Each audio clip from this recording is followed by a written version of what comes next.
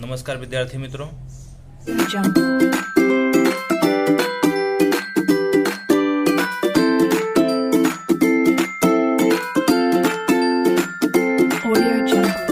आज मैं आप लोगों को स्टैंडर्ड 11 इकोनॉमिक्स का लेसन नंबर 3 मांग मूल्य की सापेक्षता के 5 प्रकार बताए गए हैं बच्चों। मांग मूल्य की सापेक्षता के 5 प्रकार। पहला है संपूर्ण मूल्य सापेक्ष मांग, दूसरा होता है संपूर्ण मूल्य अनपेक्ष मांग। अनपेक्ष का दूसरा नाम निरपेक्ष भी बोला जाता है, अनपेक्ष को निरपेक्ष भी कहते हैं। तीसरा है इकाई मूल्य सापेक्ष मांग, चौथा है मूल्य सापेक्ष मांग और पांचवा है मूल्य अनपेक्ष मांग। तो संपूर्ण मूल्य सापेक्ष मांग क्या होता है? ईपी इक्वल टू इन्फिनेटिव, अनंत जिसको बोला जाता है। तो संपूर्ण मूल्य ही है संपूर्ण मूल्य सापेक्ष मांग। ईपी बराबर इन्फिनेटिव या अनंत, वस्तु की कीमत में अत्यंत अल्प परिवर्तन होने से। ईपी का मतलब अनंत। इस ग्राफ के द्वारा आप देख सकते हो, अभी नहीं, अभी यहां देखिए आप, यहां वस्तु की कीमत में अत्यंत अल्प परिवर्तन होने से आप देख सकते हो। यहां पे आपको ग्राफ के द्वारा समझाएंगे। अभी यहां वस्तु की कीमत में अत्यंत परिवर्तन होने से मांग में अमर्यादित परिवर्तन होता है, जिसे संपूर्ण मूल्य सापेक्ष मांग कहते हैं। उसकी कीमत में अत्यंत परिवर्तन, अत्यंत अल्प परिवर्तन। देखो यहाँ कीमत में परिवर्तन हो रहा है, यहाँ देख रहे हो आप लोग, कीमत में परिवर्तन थोड़ा सा हो रहा है और मांग में अमर्यादित परिवर्तन हो रहा है, इतना दूर तक जा रहा है। कहाँ तक ये जाएगा आलेख कुछ पता नहीं है। तो ये कहाँ तक जाएगा इसका हमको पता नहीं है।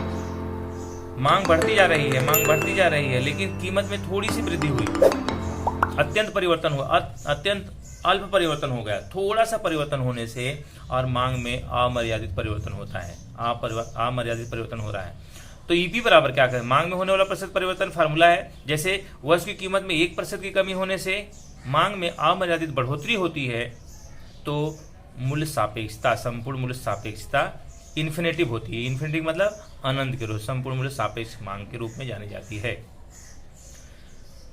तो 1% की कमी, 1% की कमी होने से मांग में अमर्यादित बढ़ोतरी हो रही है, जिसकी कोई सीमा नहीं है। देखो बढ़ता जा रहा है, आप लोग देख रहे होंगे आलेख में, इसका आलेख बढ़ता जा रहा है, लेकिन एक थोड़ा सा परिवर्तन हुआ केवल, कीमत में थोड़ा सा परिवर्तन होने से और मांग में अमर्यादित परिवर्तन हो रहा है। इस प्रकार के परिवर्तन को संपूर्ण मूल्य सापेक्ष मांग के रूप में जाना जाता है बच्चों। इसमें क्या होता है, इसमें दिखाई नहीं, इस प्रकार मांग में कोई अस्तित्व नहीं दिखाई देता। इसको कह सकते हैं पूर्ण स्पर्धा की समझ देने पर यह ख्याल अधिक उपयोगी होता है। जहां पे स्पर्धा ज्यादा होती, पूरी स्पर्धा, पूरी कंपटीशन जहां पे होता है, वहां पे संपूर्ण मूल्य सापेक्ष मांग पता चलता है। थोड़ा सा परिवर्तन अगर हो जाए कीमत में, अत्यंत परिवर्तन हो जाए, कीमत में थोड़ा सा परिवर्तन होने से उसकी मांग में अमर्यादित परिवर्तन होता है। मांग थोड़ी सी घट गई, थोड़ी सी कमी हुई, कीमत में थोड़ी सी कमी हुई और मांग अमर्यादित हो गई, मतलब कोई सीमा नहीं, कितना करे हो, यहाँ पे क्षैतिज रेखा के समांतर होता है। तो संपूर्ण मूल्य सापेक्ष मांग किसके बराबर होता है? क्षैतिज रेखा के समांतर होता है। क्षैतिज रेखा के समांतर अगर आलेख जा रहा है तो समझिए संपूर्ण मूल्य सापेक्ष मांग है। आप दूसरा देख सकते हो, यहाँ पे दूसरा आप लोगों को दिखाई दे रहा होगा, संपूर्ण मूल्य अनपेक्ष मांग। अनपेक्ष का दूसरा नाम होता है निरपेक्ष। ईपी जब 0 हो, मतलब मांग मूल्य की सापेक्षता जब 0 हो, इसका परिभाषा कैसे आपको बताना है? यदि मूल्य की कीमत में कितना भी परिवर्तन कर दिया जाए, किसी वस्तु की कीमत में चाहे जितना परिवर्तन कर दिया जाए, किंतु वस्तु की मांग स्थिर रहे। लेकिन वस्तु की मांग कैसी रहे? स्थिर रहे, तो वस्तु की मांग को संपूर्ण मूल्य अनपेक्ष मांग के रूप में जाना जाता है। संपूर्ण मूल्य अनपेक्ष, अनपेक्ष मतलब निरपेक्ष मांग।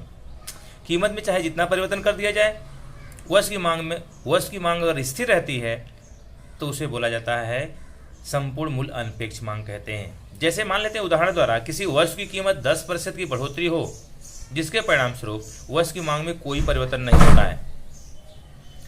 वस्तु की कीमत में 10% की बढ़ोतरी अगर हो रही है, कीमत में 10% की बढ़ोतरी होने से उसकी मांग में कोई परिवर्तन नहीं होता है, तो इसे संपूर्ण मूल्य अनपेक्ष मांग कहते हैं। आप लोग देख सकते हो यहाँ पे 10% की बढ़ोतरी हुई कीमत में होने वाला प्रतिशत परिवर्तन कितना? 10% का हुआ, जिसको वस्तु की कीमत में 10% की बढ़ोतरी हो रही है। और मांग में होने वाला प्रतिशत परिवर्तन कितना है? 0 है। आप लोग देख रहे होंगे 0 है। मांग में होने वाला प्रतिशत परिवर्तन 0 है तो 0/10 = 0। तो कीमत में 10% की बढ़ोतरी हो रही है। कीमत में 10% की बढ़ोतरी होने पर मांग में कोई भी परिवर्तन नहीं हो रहा है, उसका मांग क्या है, 0 है, स्थिर है। तो इस प्रकार के परिवर्तन को संपूर्ण मूल्य अनपेक्ष मांग के रूप में जाना जाता है।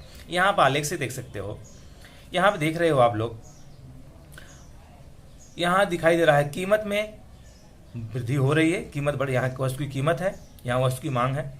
कीमत तो बढ़ रही है लेकिन मांग जो है स्थिर है, मांग नहीं बढ़ रही है, मांग में कोई परिवर्तन नहीं हो रहा है, मांग स्थिर है, तो कहा जा सकता है संपूर्ण मूल्य अनपेक्ष मांग। मांग थोड़ी सी भी नहीं बढ़ी, आप लोग देख रहे हैं थोड़ा सा भी नहीं बढ़ा इधर, लेकिन कीमत बढ़ रही है। कीमत में बढ़ोतरी होने पर मांग में कोई भी बढ़ोतरी नहीं होती, कोई भी परिवर्तन ही नहीं होता है। इस प्रकार के मांग को संपूर्ण मूल्य अनपेक्ष मांग कहते हैं। आप लोग देख रहे हो यहाँ पे, यहाँ देख सकते हो, यहाँ पे आलेख हमेशा वाई अक्ष के समांतर बनता है, वाई अक्ष के समांतर होता है। और जबकि संपूर्ण मूल्य सापेक्ष मांग में आलेख जो होता है, डिमांड जो होता है, डिमांड रेखा जो बनती है, डीडी रेखा जो बनती है, यक्ष अक्ष के समांतर होती है। और यहाँ संपूर्ण मूल्य अनपेक्ष मांग में डीडी रेखा वाई अक्ष के समांतर बनती है। तो कहा जा सकता है वस्तु की मांग स्थिर रहती है और वस्तु की मांग को संपूर्ण मूल्य अनपेक्ष मांग कहते हैं।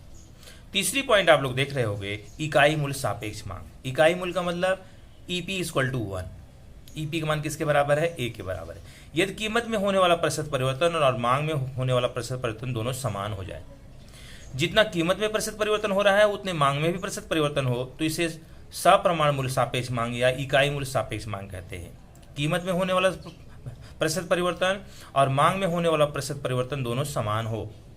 जैसे उदाहरण के रूप में आप जान सकते हैं, किसी वस्तु की कीमत में 5% की कमी हो जाए और उसकी मांग में 5% की बढ़ोतरी हो जाए, इसका मतलब बैलेंस बराबर रहे, जितना कीमत कमी हो रही है उतने मांग में भी वृद्धि हो रही है। वस्तु की कीमत में कमी हो रही है तो वस्तु की मांग में वृद्धि हो रही है। मांग का नियम यही बताता है, कीमत में कमी होती है तो मांग में बढ़ोतरी होती है। इसे इकाई मूल्य सापेक्ष मांग कहते हैं। जब एक आता है, अब आप देख सकते हो फार्मूले में, मांग में होने वाला प्रतिशत परिवर्तन बटे कीमत में होने वाला प्रतिशत परिवर्तन। तो कीमत में होने वाला प्रतिशत परिवर्तन कितना है, बढ़ोतरी कितनी हो रही है, 5% की हो रही है। और वस्तु की कीमत में कितना परिवर्तन हो रहा है, 5% की कमी हो रही है, जबकि वस्तु की मांग में 5% की बढ़ोतरी हो रही है। तो आप कह सकते हो 5/5 = 1 इकाई।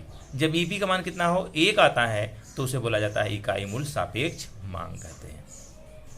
इसका आलेख आप लोग देख सकते हो, आलेख को देखोगे तो देख रहे हैं आप लोग यहाँ पे आलेख को देखने से यही पता चल रहा है, PP1 कीमत हो गई, जितनी कमी हो रही है, P से P1 पे जब आई कमी हो रही है, और मांग क्या हो गया, M से M1 पे चली गई।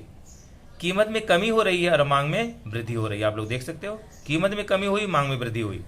कीमत घटती है तो मांग क्या होती है, बढ़ती है। यहाँ से देखा है, PP1 में परिवर्तन होने से, PP1 में परिवर्तन होने से M1 में परिवर्तन हो रहा है, दोनों समान हो रहा है। जितना यहाँ से यहाँ तक आए उतने यहाँ से यहाँ तक गए। कीमत में कमी होने पर मांग में वृद्धि हो रही है। तो इसी को इकाई मूल्य सापेक्ष मांग कहते हैं। जैसे जैसे जितनी कीमत कमी होती है उतनी ही मांग में वृद्धि होती है। अगर दोनों समान रहता है तो उसे बोला जाता है इकाई मूल्य सापेक्ष मांग। दोनों समान होने पर देख रहे हो आप लोग, कीमत घट रही है, मांग बढ़ रही है। तो इस प्रकार का देखा गया है, दोनों अगर समान होते हैं, दोनों विरुद्ध दिशा में होने से उसकी मांग को इकाई मूल्य सापेक्ष मांग के रूप में जाना जाता है।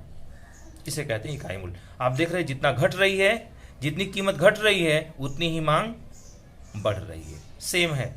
तो वस्तु की कीमत में होने वाला प्रतिशत परिवर्तन और वस्तु की मांग में होने वाला प्रतिशत परिवर्तन अगर समान हो तो वस्तु की मांग को इकाई मूल्य सापेक्ष मांग के रूप में जाना जाता है। अगली पॉइंट आप देख सकते हो, अगली आपको बता रहा हूं, एक और पॉइंट है आपका मूल्य सापेक्ष मांग। जब ईपी का मान क्या हो, बड़ा हो 1 से, ईपी बड़ा, EP is greater than 1, EP का मान बड़ा है, वस्तु की कीमत में प्रतिशत परिवर्तन करने से उसकी मांग में होने वाला प्रतिशत परिवर्तन अधिक हो।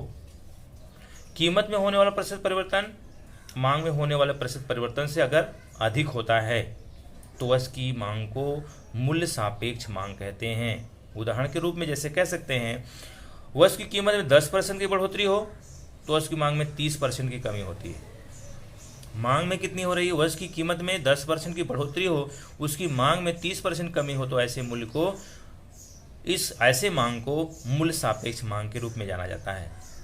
मांग में होने वाला प्रतिशत परिवर्तन कितना है, 30 है। कीमत में होने वाला प्रतिशत परिवर्तन कितना है, 10 है। तो 10 तिहाई 30, इसका मान 1 से ज़्यादा आया। EP is greater than 1, EP का मान 1 से ज़्यादा होता है, 0 नहीं, 1 से अधिक। अभी हमने क्या पढ़ा, EP is 1, EP equal to 1, EP किसके बराबर था, 1 के बराबर था। अभी ईपी का मान 1 से ज़्यादा हो गया। ज़्यादा होने का मतलब यहाँ पे प्लस में आना चाहिए। अगर प्लस में आता है 30/10 का मतलब 10 तिहाई 30, 3 आ गया इसका मान। तो वस्तु की कीमत में प्रतिशत परिवर्तन होने से मांग में होने वाला प्रतिशत परिवर्तन अगर अधिक होता है, मांग में प्रतिशत परिवर्तन अधिक हो, कीमत के परिवर्तन से अधिक होता है, तो वहाँ पे बोला जाता है मूल्य सापेक्ष मांग। इसका मतलब अगर प्लस में आता है, मांग में प्रतिशत परिवर्तन अधिक होना चाहिए और कीमत में प्रतिशत परिवर्तन क्या होना चाहिए, कम होना चाहिए।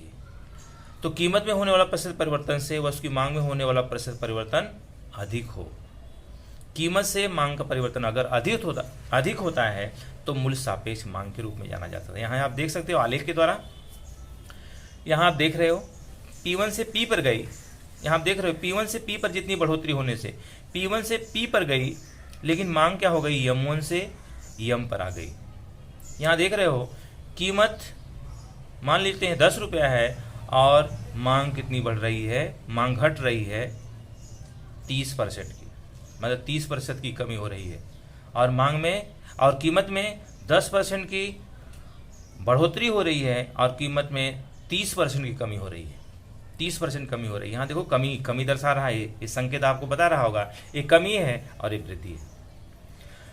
तो मूल्य सापेक्ष मांग किसे कहते हैं, ये हमेशा ऋणात्मक होता है। मांग मूल्य की सापेक्षता ऋणात्मक है, जो यह दर्शाता है कि वस्तु की कीमत में होने वाला प्रतिशत परिवर्तन की अपेक्षा वस्तु की मांग में होने वाला प्रतिशत परिवर्तन अधिक है।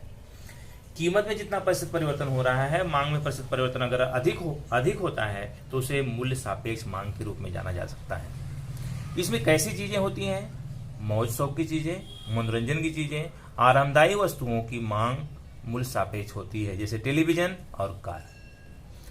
टेलीविजन या कार के अगर थोड़ी सी वृद्धि होती है और मांग में तेजी से कमी हो जाती है, मांग तेजी से कम हो जाती है। थोड़ी सी वृद्धि हुई क्योंकि मौज शौक वाली चीजें हैं, सब आरामदायी चीजें हैं, मनोरंजन वाली चीजें होती हैं, जो थोड़ी सी कीमत में वृद्धि होने से मांग में तेजी से, थोड़ा सी कीमत में वृद्धि होने से मांग में तेजी से कमी हो जाती है। मांग में थोड़ी सी वृद्धि हुई और कीमत में थोड़ी सी वृद्धि हुई और मांग में अधिक वृद्धि हो जाती है। इस प्रकार के परिवर्तन को मूल्य सापेक्ष मांग कहते हैं। अगला बच्चों है 5वां लास्ट वाला, मूल्य अनपेक्ष मांग। EP is less than 1, EP का मान जब 1 से कम हो, मैंने तो माइनस हो, अभी 0 था, अभी 1 हो गया, 1 से अधिक हो गया, अभी 1 से कम हो गया, मतलब माइनस में आना है। वस्तु की कीमत में प्रतिशत परिवर्तन की अपेक्षा वस्तु की मांग में प्रतिशत परिवर्तन कम हो। कीमत में प्रतिशत परिवर्तन जो हो रहा है और उसकी मांग में प्रतिशत परिवर्तन अगर कम हो रहा है, मांग में प्रतिशत परिवर्तन कम होना चाहिए और कीमत में प्रतिशत परिवर्तन अगर अधिक होता है, मतलब कीमत बढ़ती है और मांग क्या हो जाती है, घटती है, तो उसे मूल्य इस मांग को मूल्य अनपेक्ष मांग कहते हैं। कैसे, वस्तु की कीमत में 20% की बढ़ोतरी होने पर, कीमत में 20% की बढ़ोतरी हो रही है, उसके परिणाम स्वरूप उसकी मांग में 5% की कमी हो जाती है। अगर कीमत बढ़ जाती है तो मांग क्या हो जाती है, घट जाती है, जिसे वस्तु का मूल्य अनपेक्ष मांग कहते हैं या निरपेक्ष मांग कहते हैं। यहाँ देख रहे हो आप लोग, कीमत में 10% की वृद्धि हो रही है, कीमत बढ़ रही है और मांग 5% की घट जा रही है। इसका मतलब माइनस में आ जाए, 5 कम 5 और 5 चौक 20, 5 कम 5 हो गया, 5 चौक 20 हो गया, कितने में आ गया, 1/4। 1/4 को हम 0.25 के रूप में लिख सकते हैं। 1/1 में 4 से भाग देंगे, 0.25। इसके द्वारा हम आलेख द्वारा समझ सकते हैं। आप देख सकते हो आलेख में, देखो कीमत में वृद्धि हो रही है और मांग क्या हो रही है, घट जा रही है।